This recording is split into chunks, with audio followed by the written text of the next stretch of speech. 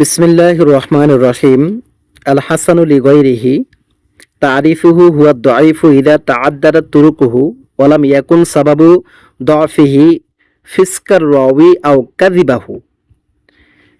ইউস্তাফাদু মিন হাযা তারিফি আন্না দাঈফা ইয়ারতাকি ইলা দারাজাতিল হাসানি লিগাইরিহি বিআমরাইনি হুমা আন ইউরওয়া মিন তরিকিন আখরা ফা আকসারা আলা আন ইয়াকুনা তরিকুল আখরু মিসলাহু আও আকওয়া মিনহু। আল হাসানু লিগাইরিহি, হাসান লিগাইরিহি সম্পর্কে আলোচনা। তারিফুহু এর পরিচয়।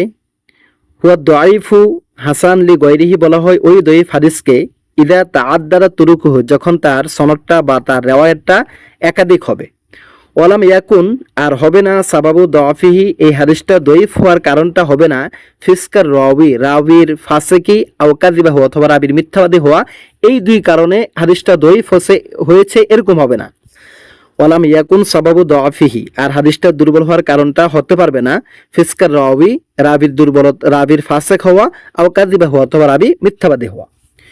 তাহলে ইউস্তাফাদু মিন হাদা তারিফ, এই সংজ্ঞা থেকে যে বিষয়টা অর্জন করা যায় সেটি হলো আন্না দাঈফা, নিশ্চয় দঈফ হাদিস ইয়ারতাকি উন্নীত হয় ইলা দারাজাতিল হাসান লিগাইরিহি, হাসান লিগাইরিহির মর্যাদায়। দঈফ হাদিসটা হাসান লিগাইরিহির পর্যায়ে পৌঁছে বিআমরাইনি, দুইটি পদ্ধতিতে।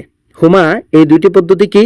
এক, আন ইউরওয়া মিন তরিকিন আখরা ফা আকসারা, ওই দঈফ হাদিসটা আরেকটা সনদে আরেকটা রিওয়ায়াতে বর্ণিত হওয়া, অথবা আরো একাধিক রিওয়ায়াতে বর্ণিত হওয়া।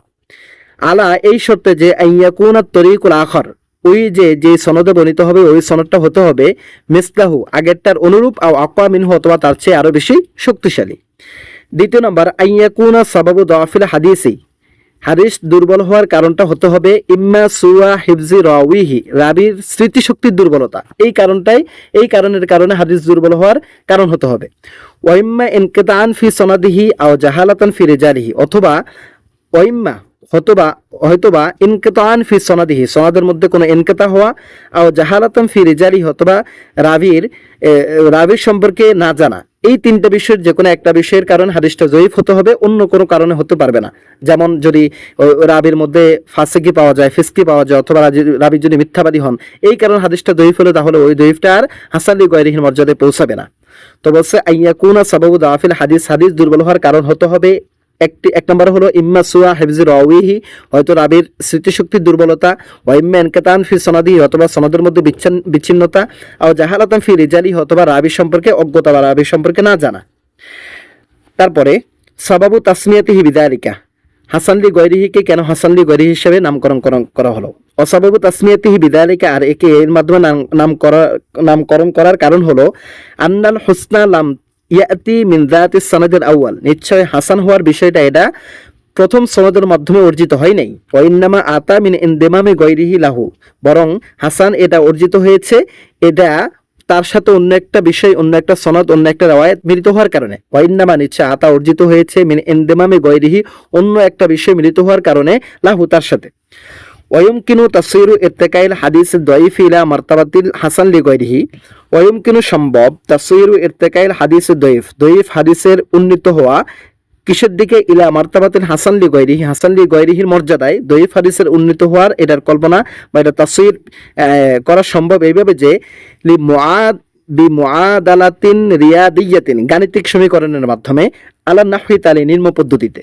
যেমন দঈফ তারপরে দঈফ, দুইটি দঈফ মিলে হাসানুল লিগাইরি, অর্থাৎ দঈফ হাদিস তার অপোজিটে যদি, তার বিপরীতে যদি আরেকটা দঈফ হাদিস, ওই হুবহু দঈফ হাদিসটা যদি ভিন্ন সনদে বর্ণিত হয়, তাহলে এই দুইটা মিলিয়ে হয়ে যাবে হাসান লিগাইরি, মানে উভয়টা হাসান লিগাইরির হুকুম দেওয়া হবে, যেহেতু তার একটা অন্য একটার মাধ্যমে সে শক্তিশালী হয়েছে বা হাসান হয়েছে। মারতাবাতুহু, এখন হাসান লিগাইরিহি এর মর্তবা কি বা তার স্তর কোন পর্যায়ের?